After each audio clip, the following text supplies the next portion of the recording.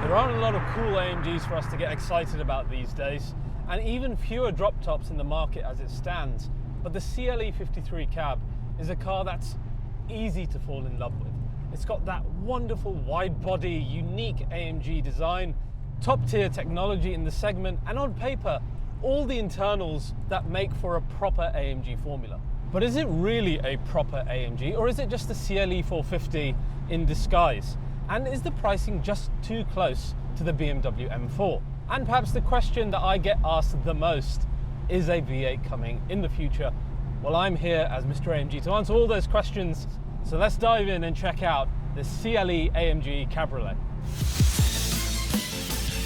So today's episode of RBR is once again sponsored by NordVPN. Now, a lot of phones and devices have inbuilt VPNs now, but the control that Nord has always given us, like choosing your region, which for me has been brilliant because when I've been abroad and I want to access my UK Crunchyroll or Netflix library or watch history, then it's easy to do. And it gives me peace of mind when using public Wi-Fi's, protecting my data, my cards, etc., etc. So it's great as a VPN. But one product these guys have done recently that has been game-changing for things other than VPN is this thing called threat protection. Now, this is something you can turn on without turning on the VPN. And what Nord essentially wanted to do was make your internet browsing experience like it used to be back in the good old days when you didn't have these horrible websites with malicious ads you can't get rid of, and these websites that would track you and make a profile about you. Tell me if this hasn't happened to you. Like, I was searching for coffee machines, and for the next 20 days, all you see everywhere is coffee machine ads. And it's really annoying. Threat protection puts an end to all of that. It puts an end to the profiling. It gets rid of the malicious malware on these websites. Heck, it will even scan files you download for you to make sure they are safe for extra peace of mind. It's also really easy to turn on. Let me show you how to do it. It's within the NordVPN app itself. All you do, you go into the app. You don't need to turn on the VPN if you don't want to. You hit this shield button here, and then you've got threat protection, knock it on, and that is it. It can be turned on independently of your VPN. So there you go, so easy. And then you've got a much more peaceful internet browsing experience. And if you turn on the VPN, even better, because you've got that much more protection. Now, of course, as an RBR viewer, I've got you a great deal. Use the link below and go to NordVPN/RBR. And on a 2-year plan, you'll get 4 months extra free. And for peace of mind, you got Nord's 30-day money-back guarantee as well. So well worth trying it. So that's nordvpn.com/RBR. And you'll just have a more peaceful browsing experience. Guys, a huge thanks to you guys for always supporting our amazing regular sponsors. Now, let's get back to the car. So guys, the CLE 53 was the first of an all-new reinvigorated 53 series, and it came as a huge surprise to everyone, myself included, when they debuted it, because rather than the old lazy grille replacement design method of the previous generation's 53s and 43s, this car came with a unique AMG wide body that was almost completely different to the standard car. And it's so obvious when you look at it, because they've taken the formula that made the C63 great and applied it now to the 53 body as well. So when you look around this car, you've got widened front arches, which are significantly wider, around about 58mm. You've got a unique bonnet here with the bonnet vent for our 6-cylinder engine, which looks really nice. And currently it's the only AMG that has that vent. Absolutely love that bonnet. And then you see the wide arches here. We've got the classic AMG Panamericana grille there and the Asphalt Abarth crest on the nose of the car. You'll note on our car today we've got the aerodynamics pack, so you've got that extra flick on the side here. That really helps to widen the front end and make it look a bit more aggressive. So how good does this car look on the front end? Really that high-end AMG look. Love the side of the car. You can really tell the muscular shoulders, the stance sitting on the larger wheels with our 20-inch multi-spokes, and a little detail that you find in the AMG GT as well, which is like this Black Series shaped vent just in front of our badge, again, which gives us some nice character. And from the side, very much that classic Mercedes-Benz Cabrio look. And you even get the widened rear, which not even the M4 bothers doing, which is a stage above this car. The rear, again, you'll see that aerodynamic little flick, which is part of that package, and then the rear end, just absolutely lovely on the CLE. The cab takes it further with that speedster-like bulge behind each of the rear headrests. And then those wide arches, oh, they are lovely. And that widened rear end really works with the lovely CLE lights, which I think some of the better ones that they've done in recent times at Mercedes. And of course, your quad exhaust sitting at the bottom. To my eyes, the car looks just as good with the roof up as well. Again, that classic Mercedes Cabrio look. And it's not like the roof line or the shape of the car in any quarter looks any worse. In fact, sometimes looks better to me. Now let's talk about the soft top, which mimics the Mercedes of old. And it's available in black, red, or grey. It opens and closes within 20 seconds at speeds of up to 37 miles per hour or 60 kilometers an hour. And is multi-layered and of course acoustic based, which is great. And you can control it via the key, both opening and closing. And another tap and you can close the windows as well. The roof has a few other tricks as well. One is really impressive and it's called AIRCAP. And you'll see it pop up here. This helps with wind and turbulence, particularly for our rear passengers, and that pairs with the electric drought stop behind the rear seats. They've even gone to the stage of coating the leather with a special coating to make sure that it doesn't warm up that much when the sun is on it. Pretty clever. Now there's a number of important ways that this Cabriolet betters the M4 Convertible. First of all, the roof operation. Though 2 seconds slower, you can do it at 37 miles per hour rather than the M4's 30 mile per hour limit.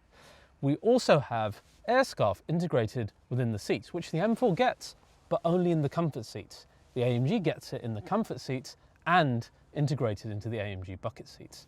One area where the M4 takes the cake though, it's got 10 litres more boot space in the back with 385 versus the CLE's 375.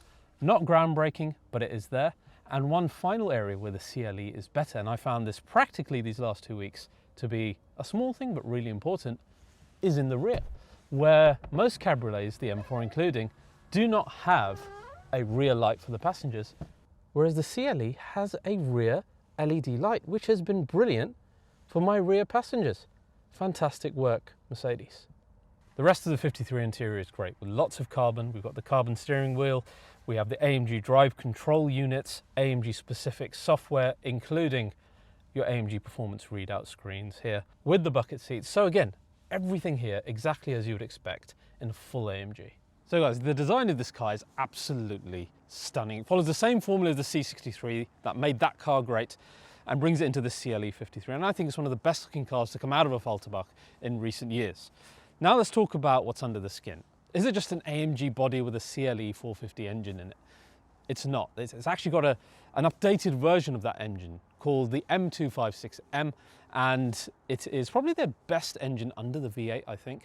This version has seen numerous updates to make it more powerful, including a larger gas turbocharger, and it now produces 450 PS by itself. It's also got an additional electric compressor that provides a further boost in torque. So it has 560 normally and then 600 Newton meters on overboost for 12 seconds.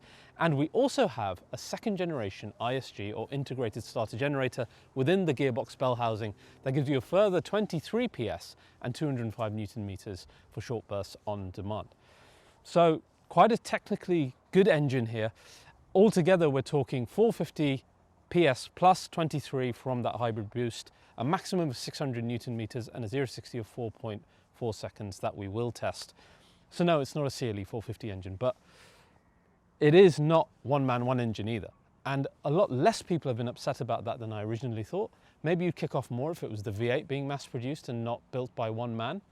But it's interesting to see how the AMG landscape is now developing. Now the gearbox is a torque converter gearbox. So it's not their wet clutch, 9-speed, basically the dual clutch, which is their best one, and we'll talk more about that later. Of course, it's all-wheel drive, so 4MATIC Plus. The Plus means fully variable, and we've got drift mode thanks to the Dynamic Plus package in this car. We've also got AMG speed-sensitive steering at 3 stages, and that pairs with standard rear axle steering of 2.5 degrees, which even the M4 doesn't have. We've got AMG's Ride Control suspension with adaptive dampers at each wheel. That pairs with lightweight stabilizers and coil springs, and we also have additional struts, braces and shear panels to help the rigidity of this car, particularly with the roof down as a cabriolet. Beyond that, we also have the AMG Dynamic Plus package, which is an additional option. We'll talk about that. That gives dynamic engine mounts, which helps keep the connection between the engine and the car more rigid. And it also gives race mode and drift mode. And finally, you get something called AMG Real Performance Sound as standard now, which augments the engine sound into the interior. And again, we'll talk about that when we go for a drive. So really, that entire formula is exactly what you would have expected if this car was the top dog version of the CLE, other than the gearbox and the fact that it's not a full-fat V8 engine. So really, apart from those two elements, it is way beyond what they used to do on this ilk of car and a proper full-fat AMG formula. Right guys, let's talk pricing and buying. Then we're going to go on to the future as well and talk about the V8. So this car in the UK starts at 79k, which I know sounds a lot versus the old C63, but let's look at it in the light of the rest of the market and how much time has passed since then, to be honest. The M4, that undoubtedly sits above this, is a clear 16k more at 95k starting price. Of course, it's a much more powerful car at 530 horsepower now in the LCI. So it has a big gap compared to this. They're not the same price as a lot of people have been saying. Then you look at the car underneath the M4, which is the 440i. And that car is 10k cheaper than this, which you're like, well, there you go then. The car is 10k more expensive than it should be. But the 440i, it doesn't follow the same formula. It's down on horsepower, practically by around about 70 horsepower and 0.4 seconds, or half a second to 60. It's not the same level as the CLE 53 on performance, nor does it go fully crazy with M4 formula on the insides like the CLE does, matching basically the upper echelon of AMG cars for the most part. So this car really does sit in between there and kind of its own niche, which is a weird thing at the moment, but I think the pricing is just about right. Mercedes-Benz UK also offer 3 versions. So you have the premium car, which starts at 79, premium plus with a bit more kit is at 84. Then you have the limited edition car, which though looks great, I would avoid on this ilk of car. Now also bear in mind that there's been a consistent discount on these cars throughout the year, which fluctuates. At the moment it's almost 2k. So make sure when you do go to buy it, you get it at an even better price than this. Now the other car that makes this car's case much better is the SL43. Which is 109k for a useless 4-cylinder, less power than this car, and pretty much no discernible benefit over this. Put that car in the bin. This is the one to go for. It is much better and much better value for money as well. The problematic thing is what this particular car has, which is the AMG Dynamic Plus package. Like I said, that gives you the engine mounts, you've got the red brake calipers, you've got the race mode and drift mode, and finally the AMG Performance steering wheel with carbon, but it's £7,500. And again, at this ilk of car, I'm not convinced that that is a necessary add-on. I would do what I did just for the looks in my E53, which is to get the calipers red, and I think you'd be okay leaving the rest. That is my opinion on that. Particularly considering that in the future, there is going to be a V8. I've predicted it for the longest time on RBR, longer than anybody else in the market, that the CLE 63 will be a V8. And I said that back when they had 4-cylinder prototypes running around. I was so confident of this. And those 4-cylinder prototypes have been scrapped now. And Mercedes CEO Ola Colonese, as I keep talking about, confirmed the fact that a V8 flat plane crank new engine is in the works and it's going to come into existing markets and new segments as well. And I think the CLE is going to be one of the first to get that, including this Cabriolet. I don't think it's going to be a plug-in like the 4-cylinder was or that so-called C63. Instead, I think it'll be a mild hybrid. A lot of people are worried about the sound. I think it's too early to say. We're all worried about the sound of, say, the bi-turbos and moving to the 4-litre. Let's see what they do with it. Of course, they're going to have to augment it as well. And power-wise, I'm guessing topping out probably 550, 580 if we're lucky. But baby steps here. We're going to get a V8 back. I think it'll launch 2026 at some point. Maybe deliveries 2027 if we're lucky. I would say that's the earliest to my mind. But I feel kind of vindicated that this is happening and my predictions were right. But of course, that's why you guys follow RBR. So guys, that's the future out the way. Now, let's go and drive this car and talk about why it's probably the best entry-level AMG that you can get at the moment. So guys, we're going to start with the roof closed and in what is my most commonly used mode, comfort, with the exhaust on. Because in this mode, like the V8s of old, you get quite a powerful rumble emanating from the engine, and it's just a nice mode to daily this car in. Now, of course, that rumble comes from augmentation from something called AMG Real Performance Sound, and I'll get onto that as we drive. First, just initial impressions while driving this. It feels very familiar as an AMG driver, as it should, because as we discussed, all those components, so familiar to the top tier AMGs. So the way that this car moves around the road, the contact, the suspension, the way the engine behaves, everything very familiar to the AMG driver. And it's a nice feeling. It feels like you're home. Body control feels really good initially as well. It doesn't feel like the Cabriolet somehow hindered compared to the coupe. So all good first signs. See, I like comfort with the exhaust on, it's nice. Now let's up the game, let's go into Sport Plus. Now we're accessing the full horsepower. The AMG Ride Control suspension is stiffened up, as has the steering. And now the engine, everything reacting much faster. And it feels like a proper full fat AMG, so quick in fact. Now let us start first with a launch control. And for that, in fact, we will head into race mode thanks to our Dynamic Plus pack. Let's see how the car does. Very clean launch indeed. And that is an impressive 0 to 60 in this ilk of car. Much better than the official figures and pretty close to, I think, what you would achieve in reality in the old C63S Cabriolet. And a lot of that thanks to the 4MATIC, of course, because you're going to get so much grip and such great traction that we got off the line. But it feels quick. It just feels much quicker than that badge of 53 would suggest. It's the type of car you come in and think, oh, it's probably not going to be that quick compared to the old cars. But I promise you, I think a lot of it thanks to the 4MATIC and how great this revamped engine is. It feels, as quick as those cars did. And then handles so well as well. So don't come into this thinking, oh, it's going to be a slow car because it's entry level. It is not. It's not quite M4 speed, of course. M4 Convertible, genuinely one of the fastest we've ever tested or launched on the channel, but it feels damn quick in daily use. I think a lot quicker than its rivals on the same level. It actually reminds me quite a bit in terms of its pure speed with my GT55 pure V8.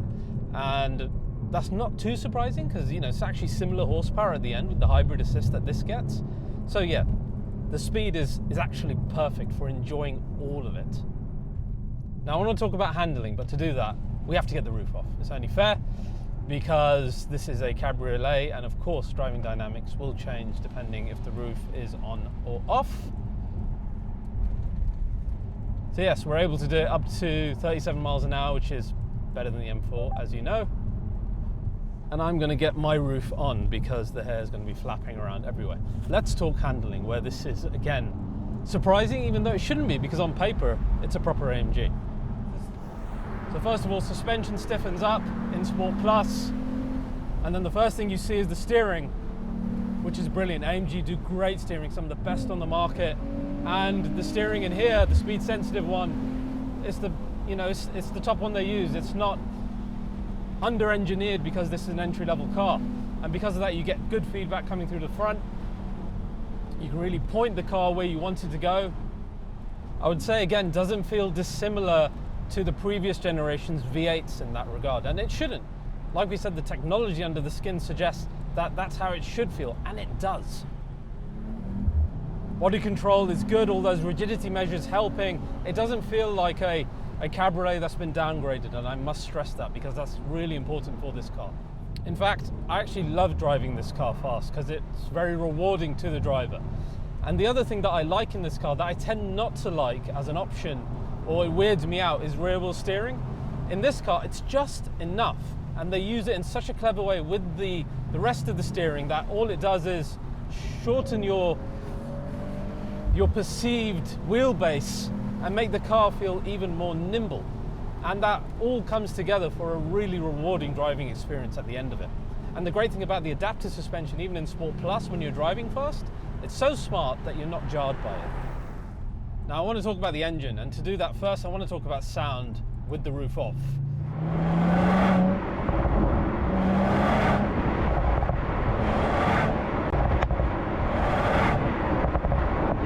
You do get some nice pops and bangs here and there from this car. more than I found that you can hear in any other version, obviously because it's the Cabriolet, which is why I said in terms of packaging, oh that was nice, and enjoyment, this one is the one. And with the roof off in particular, it's a really nice experience that then doesn't rely on the sound augmentation, of course. Oh, that was nice. And AMG, they get a lot of stick for that sound augmentation, even though this car sounds really good naturally. Because I actually feel this is a really important topic, particularly because my last CLE 53 review talked about something called AMG Real Performance Sound that used to be missing in the UK. It was an option that wasn't there, and I did this video that ended up becoming a dedicated video on Real Performance Sound. And since then, Mercedes UK and AMG have added it as a standard thing throughout all of the AMG models in this country. Now, what is AMG Real Performance Sound? Essentially, it augments the real sound of the engine using microphones to pick up what's going on and then augmenting it in the interior, which is why we get this nice rumble in the car. Some people cry foul of it, that it's a gimmick, etc. To me, and what I've been able to work out, it's what the engine would sound like if it didn't have to deal with regulations and have to have OPFs, etc. installed. So essentially, you're only getting within the cabin, not outside, what the engine would sound like if AMG could have it sound like that without being restricted. To me, it's the lesser of two evils. If you don't like it, press the button, turn it off. But if you do want to hear the sound, then, as I say, exhaust on, or else you gotta have it on. You'll enjoy the car much more. I didn't enjoy that first car I drove. This one, it just sounds so much better every day, in every scenario, in every mode.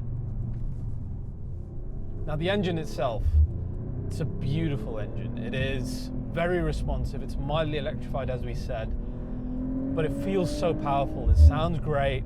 It's very responsive. It's instantly responsive, and there's no lag in it. I love this engine. Like I said, under their V8, the best one. The one disappointing thing in this car is the gearbox. We will even go into race mode. I'll put it into manual, and there's always a half a second delay on shift. Doesn't matter what you do, you'll press it, there's a half a second, upshift half a second, downshift half a second. It's the one thing that feels wrong when the rest of the package is right. I don't know why they use the torque converter. They've used it in the past for more comfort, but the rest of this car isn't comfort geared like the 53s used to be. So I would prefer a gearbox that shifted, that much quicker, even if it made things a little less comfortable. Switching back into comfort mode, you can thank modern day dampers for the fact that this is still a very comfortable car despite being sporty. More interesting is this acoustic roof. I found it to be pretty good in terms of cutting out the noise levels from outside. It's obviously not on coupe level, but the noise levels haven't been bad. It does sometimes feel like, is there a window open? Just a little bit, but compared to Cabriolets of the past, much, much improved. So guys, the CLE 53 Cabriolet is an easy car to fall in love with. It's got some of the best design to come out of Stuttgart and Affalterbach in recent memory. It's got the best engine under the V8 that you could possibly have, all in a very AMG package that in the end is just very fulfilling and very modern. And in terms of performance, really punches above its weight, getting close to the echelon above, but far away enough from its peers that you look at the pricing and yes, the pricing can look problematic, but when you look at the performance on hand and then the desirability, it's an undoubted thing for me that this car is so much more desirable. This is now one of the few AMG products that we will gawk at when it passes by because we know it's good. We will secretly look for ads of it in the classifieds to see if the used car prices come down or try to make it work in our heads. And the fact that V8 is coming only adds to its story and I feel to its lineage. And yes, I do think that the Cabriolet is probably the best version to enjoy this inline-six in. All I need now to enjoy it properly is a bit of sunshine. So guys, I hope you've enjoyed this full review of the CLE 53 Cabriolet. If you have, please do like and subscribe, and I'll see you guys next time.